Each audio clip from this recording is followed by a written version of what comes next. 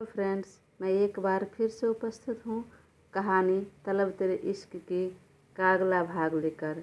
इसके पहले भी 8 भाग अपलोड हो चुके हैं। अगर आपने नहीं देखा तो प्लीज़ एक बार मेरे चैनल पर जाकर अवश्य देखें। दोनों बातें करते हुए खाना गर्म करने चले गए। इधर केबिन में काम कर रहा आदर्श को फिर से अक्षत का कॉल आता है। आदर्श ने तो पहले इग्नोर किया, लेकिन फिर रिसीव किया और बोला, हाँ बोल, क्या हुआ, अब क्यों कॉल किया? ब्रो, मैं पूछ रहा था कि आपने ऐसा क्या कह दिया जो मिसअंडरस्टैंडिंग हो गई, वह इतना बुरा मान गई, नाराज़ हो गई। ओके, तो तू यह जानने के लिए मुझे कॉल किया है? कुछ ज़्यादा इंटरेस्ट नहीं लेने लगा तुम? और हमारे मामले में तुम्हें इंटरफेयर करने की क्या ज़रूरत है? वो मेरा लुकआउट है, मैं देख लूँगा। चलो फ़ोन रखो अब। भाई, मुझे इंटरेस्ट तो है पर इंटरफेयर नहीं कर रहा। मुझे तो टेंशन हो रही है कि आपकी जो बेचैनी थी वह अभी तो दूर हुई थी, पर एक बार फिर बढ़ गई होगी। इसलिए मैं इमेजिन कर रहा था कि अगर वह नाराज़ हो गई तो कहीं काम छोड़ दिया या कहीं गायब हो गई, मेरा मतलब चली गई, तो आपका फिर क्या होगा। इसलिए तुम अपने छोटे से दिमाग को इतना ज़्यादा यूज मत करो, ज़्यादा मत सोचो। बस अपने डॉक्टरी की पढ़ाई पर ध्यान दो। और यहाँ से अब बातें। आदर्श अभी अपनी बात पूरी करता उससे पहले ही अक्षत ने कहा, भाई तुमने क्या कहा यह तो मुझे नहीं पता है, लेकिन कहीं इसलिए तो वह नाराज़ नहीं हो गई कि शायद हो सकता है उसकी लाइफ में पहले से ही कोई लड़का हो, उसका कोई दोस्त हो, वरना आपको ना कौन बोल सकता। चुप, बिल्कुल चुप। और अपने गटर को, मेरा मतलब मुंह को बंद रख। ऐसा कुछ भी नहीं है, कोई भी नहीं है उसकी लाइफ में। She is very innocent and pure hearted, और सिर्फ मेरी है वो। आदर्श ने भी उसकी बात काटते हुए कहा, तुम्हें कैसे पता? अरे, अब मुझे नहीं पता होगा तो क्या तुम्हें पता रहेगा? चल फ़ोन रख अब। और आदर्श ने फ़ोन रख दिया, पर दिमाग में एक बार यह बातें घूमने लगे, पर फिर सिर झटक दिया। नहीं, ऐसा नहीं हो सकता। उसके लाइफ में कोई नहीं है, वरना वो मुझसे दोस्ती नहीं करती। तभी आरवी लंच लेकर आ गई। आरवी तो केबिन में आ गई, पर सिद्धि पीछे रह गई, तो आदर्श ने उसे भी कहा आ जाने के लिए। और कुछ देर में तीनों बैठकर गोभी के पराठे, चटनी और आम का अचार का लुत्फ़ उठाने ही लगे कि तभी अक्षत भी आ गया। अब तू क्यों आया रे? आपसे मिलने आया हूँ ब्रो। अक्षत बोल तो रहा था आदर्श को, लेकिन देख रहा था सिद्धि को। लेकिन मैंने तो तुम्हें मना किया था आने से।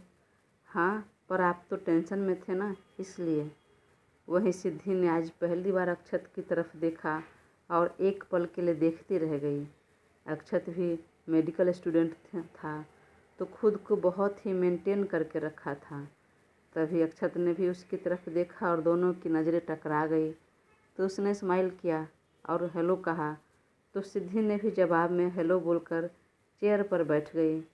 तभी अक्षत ने कहा, excuse me miss Siddhi, please आप मेरे साथ 2 मिनट के लिए बाहर आएंगी? सुनकर सिद्धि अचकचा गई और वह सवाल भरी नज़रों से उसकी तरफ देखने लगी। प्लीज़ बाहर आइए ना, 2 मिनट आपसे बात करनी थी। सिद्धि सकपका गई थी, वह अभी भी उसकी बात समझ नहीं पाई। तब अक्षत ने आंखों ही आंखों में इशारा कर दिया कि इन दोनों को अकेले छोड़ दो। तब सिद्धि ने बात को समझते हुए कहा, हाँ आ रही हूँ। तो सिद्धि भी उठ गई। मुझे थोड़ा काम है, जाकर पूरा कर लेती हूँ, वरना प्रवीण सर नाराज़ हो जाएंगे। और तुम ही खाओ यह गोभी के पराठे, मुझे पसंद नहीं तो मैं नहीं खाऊंगी। बहाना बनाकर सिद्धि भी बाहर निकल गई। अपने टेबल पर वह जाने लगी। तभी अक्षत ने देखा तो तुरंत अपना हाथ आगे बढ़ाया और कहा, हेलो माई सेल्फ अक्षत। तो सिद्धि ने भी अपना हाथ आगे बढ़ाते हुए कहा, मेरा नाम सिद्धि है।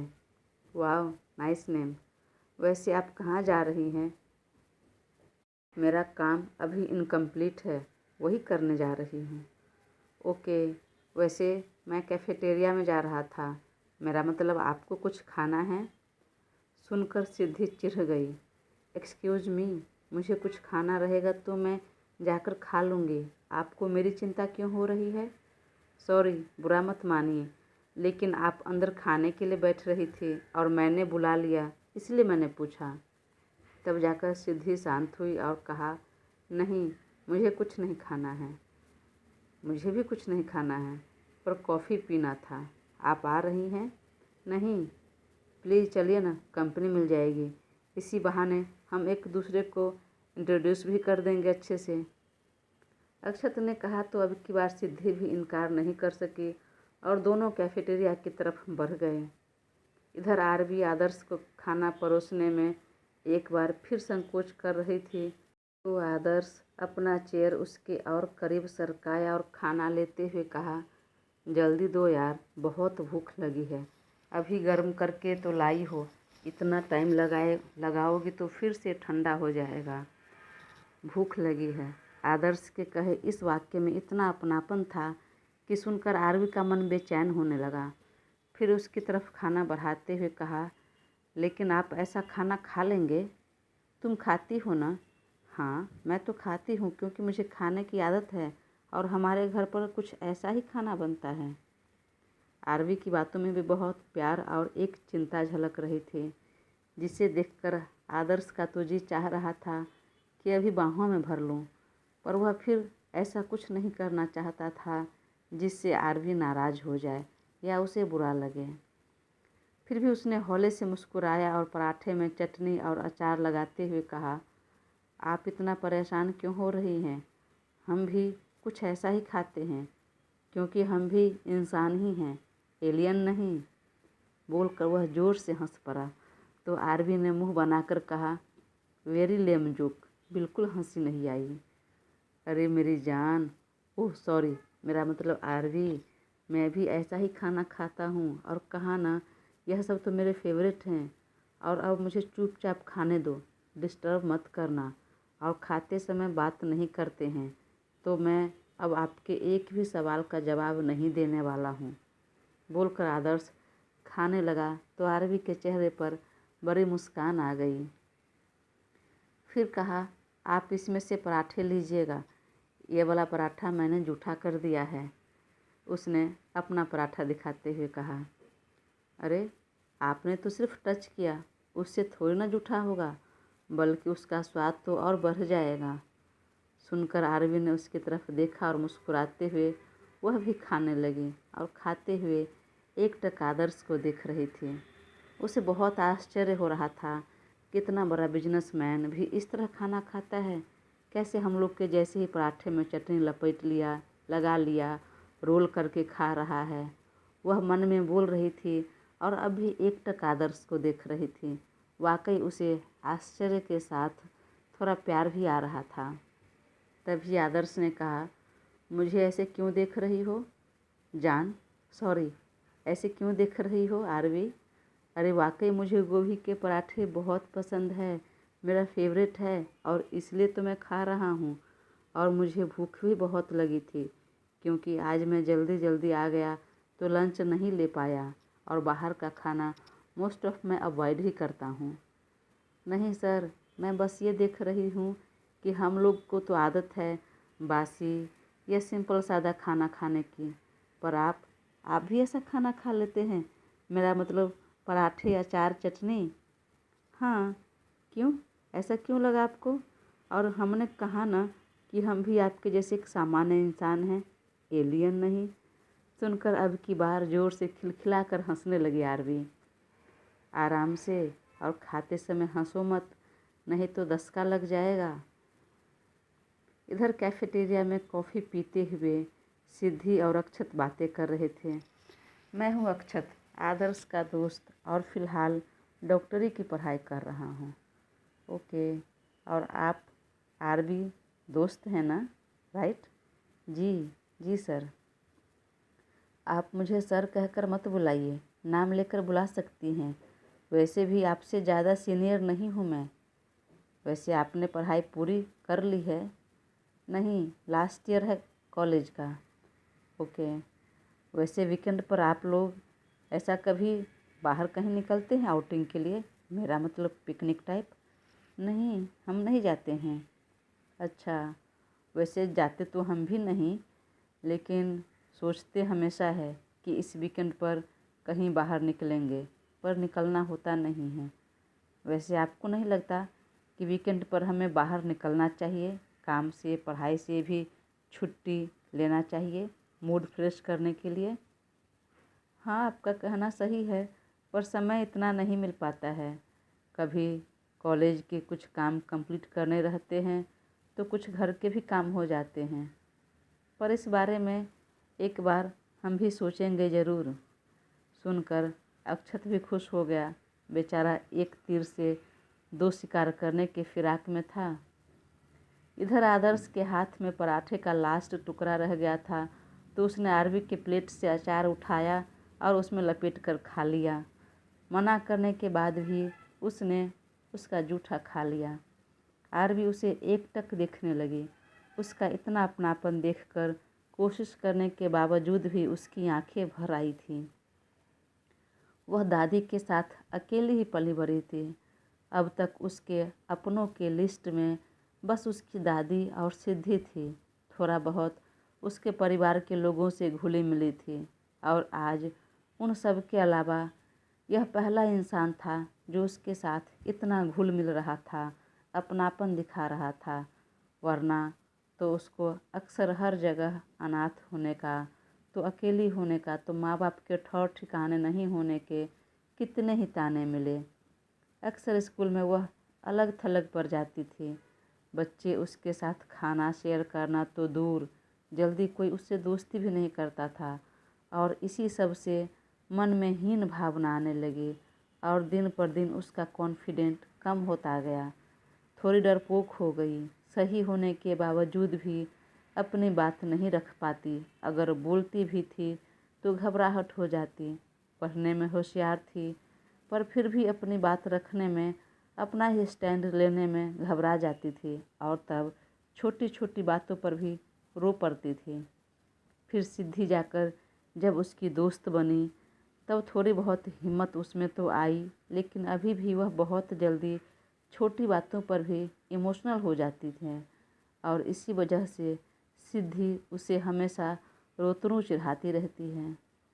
तभी आदर्श ने उसकी तरफ देखा, और अपनी आंसू छुपाने के लिए उसने झट से पानी का बोतल मुंह से लगा लिया, और जल्दी जल्दी में पानी पीने की वजह से उसे दस्तका लग गया, और वह ज़ोर ज़ोर से खांसने लगी। आँखों में और ज़्यादा आंसू भर आया। तो आदर्श ने उसकी पीठ सहलाते हुए कहा, आराम से। दस्तका लगने की वजह से मुंह का पानी हल्का सा बोतल में चला गया था, तो आदर्श ने उसका बोतल साइड में रख दिया और अपना बोतल उसे देते हुए कहा, इसमें से पी लीजिए। अचानक इतना अपनापन देखकर आरवी चौंक गई, और उसका बोतल साइड में रखते हुए कहा, सर, इतना केयर करने की और अपनापन दिखाने की ज़रूरत नहीं, और हमें अकेले रहने में कोई परेशानी नहीं है, आदत है बचपन से। अरे, इसमें केयर करने वाली क्या बात है? अब तो हम दोस्त हैं, तो इतना केयर तो होना ही चाहिए। सर, भले ही आपने हमसे दोस्ती कर ली है, मतलब अब हम दोस्त हैं, पर ऐसी दोस्ती टिकती नहीं। दोस्ती भी हमेशा दो समान लोगों में ही होती है। हमारी और आपकी दोस्ती तो कुछ वही हो गई, जैसे कहाँ राजा भोज और कहाँ गंगू तेली। अचानक उसकी बात सुनकर आदर्श शॉक्ड रह गया। उसे आरवी से इस तरह की बातों की जरा भी उम्मीद नहीं थी। वह उसकी तरफ अभी भी आश्चर्य से देख रहा था। वहीं आरवी भी की आंखें जो भर आई थी, उसे संभालने के लिए वह दूसरी तरफ देखने लगी। बुरा तो आदर्श को भी बहुत लगा था, पर फिर भी उसने कहा, अगर मैं ये कहूँ कि यह दोस्ती, यह केयर करना कुछ दिनों का नहीं, पूरे जीवन भर का है, उम्र भर का है, तो सर, मुझे ऐसा लग रहा है कि आपने सिर्फ मुझे देखा है, इसलिए थोड़ा भावनाओं में बहकर ऐसी बातें कर रहे हैं। अभी मेरी सच्चाई जानेंगे ना, तो अभी अभी आपने जो भी कहा है वह सब भूल जाएंगे, दोबारा बोलेंगे नहीं कभी। आरवी की बात सुनकर आदर्श को तो और बड़ा झटका लगा। उसकी बातें सुनकर एक सेकेंड, यह आप क्या बोल रही हैं? मैं आपके बारे में। वह अपनी बात पूरी करता उससे पहले ही आरवी ने कहा, वही तो बोल रही हूँ, आप मेरे बारे में कुछ नहीं जानते। सबसे पहली बात तो ये है कि मैं ये नहीं जानती कि मेरे माँ बाप कौन हैं, मुझे किसने जन्म दिया। मेरे परिवार के नाम पर सिर्फ मेरी एक दादी है जिन्होंने मुझे पाला पोसा है, और एक मेरी सहेली सिद्धि। बाकी कोई रिश्ते नाते नहीं हैं। और जो दोस्ती की बात आप कर रहे हैं ना, कितने ही ऐसे दोस्त बनते हैं, लेकिन जब मेरी सच्चाई जानते हैं तो फिर ऐसे ही किनारा कर लेते हैं जैसे कभी हम मिले ही नहीं थे। इसलिए बोल रही हूँ सर, प्लीज़ भावनाओं में बहकर यह दोस्ती और यह केयर करने वाली बात मत कीजिए। आप बॉस हैं और मैं एम्प्लॉय, बस यही रिश्ता रहने दीजिए, क्योंकि आगे बढ़कर जब हम पीछे होते हैं ना तो बहुत तकलीफ़ होती है। बोलकर आरवी ने इस बार धीरे से मुस्कुरा दिया और अपना टिफ़िन बॉक्स बंद करने लगी।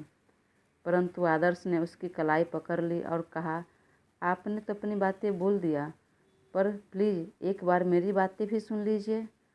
तो आरवी ने तुरंत कहा, सर पहले तो आप मेरी कलाई छोड़ दीजिए, ऐसे ही बात कीजिए। और हाँ, आप जिस दोस्ती के बारे में बात कर रहे हैं शायद मैं उस दोस्ती के लिए तैयार नहीं हूँ, क्योंकि मुझे ऐसा लग रहा है यह दोस्ती वास्तव में नहीं हो सकती। यह बस उम्र का एक तकाजा है। आरवी की बात सुनते ही आदर्श ने तुरंत उसकी कलाई छोड़ दी। तो आरवी ने भी अपना टिफ़िन बॉक्स उठाया, बॉटल लिया और बाहर निकल गई। आदर्श उसे जाते हुए देखता रह गया। उसका दिमाग मानो सुन्न हो चुका था, कुछ समझ नहीं पा रहा था अचानक क्या हो गया इसे।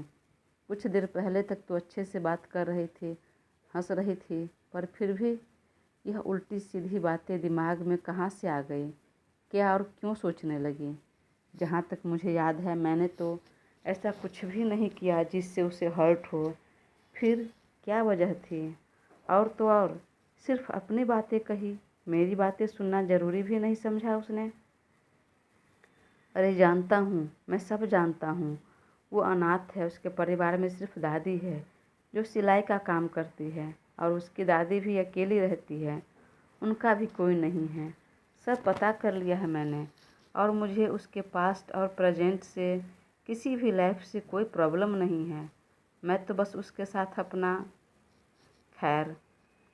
बोलकर वह भी अपना पानी का बोतल साइड में रखा और वॉश बेसिन में जाकर हैंड वॉश किया, फिर अपने चेयर पर आकर काम करने लगा। इधर अपनी अपनी कॉफ़ी फिनिश करने के बाद सिद्धि वापस अपने काम पर लग चुकी थी और अक्षत भी बाहर निकल गया था। आरवी भी बाहर आई और अपने चेयर पर बैठकर काम करने लगी। वह काम में ध्यान तो लगा रही थी, पर मन में एक बेचैनी सी थी, पर किस लिए शायद वह भी नहीं जान रही थी। शायद पहली बार इतना सब बोल पाई थी इस वजह से, या फिर आदर्श से दोस्ती तोड़ दी इस वजह से।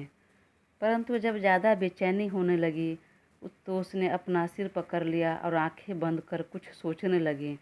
फिर सिर को झटका और कीबोर्ड पर उंगलियां तेज़ी से चलाने लगी। नहीं आरवी, तुमने जो किया बिल्कुल सही किया।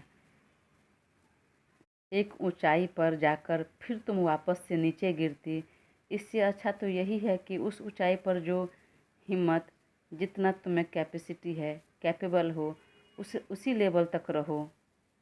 इधर सिद्धि परेशान हो रही थी, आखिर दोनों में क्या बात हुई, कुछ बात बनी या नहीं।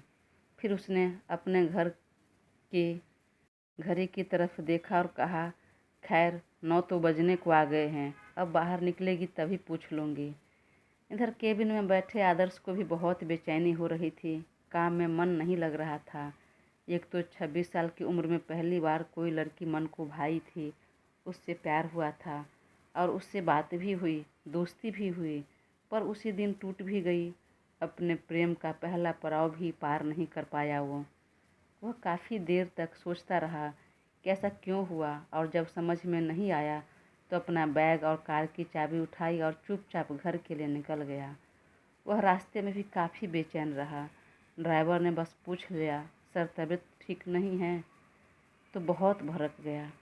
फिर अगले ही पल सामान्य हो गया।